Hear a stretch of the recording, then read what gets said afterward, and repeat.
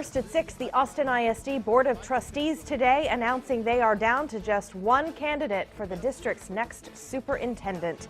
Their choice, the current interim superintendent, Dr. Paul Cruz. This all comes after the board initially said they would not consider him for that position. KXAN's Angie Bevan joining us live with more on what could be next.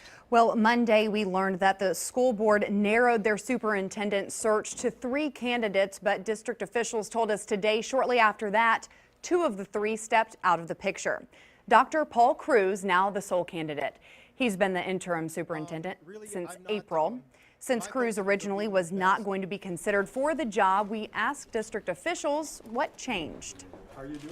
I can say that there was resounding community support we seem to sense for Dr. Cruz, and that was a consideration in adding him to the candidate list. When the board first announced that he was not going to be a candidate for the permanent superintendent's job, I immediately thought, oh, they're going to change their mind after a couple months of seeing how well he performs in the interim superintendent's position. This Saturday, a public forum is planned at Lanier High School. Dr. Cruz will be available to take questions, and district officials today wouldn't tell us any information about those other candidates. Now, this coming Monday, they'll have another meeting, the school board will, and we're told that they'll decide whether to name Cruz as the sole finalist. Then there'd be a 3-week period before the board would vote on a contract. Angie, thanks very much. Well, AISD hired Dr. Cruz back in 2006. He served as chief schools officer, overseeing campus operations and supervising the district's associate superintendents. Dr. Cruz previously worked as a school superintendent in Laredo. He held assistant superintendent positions in Round Rock, San Benito, and Kansas City.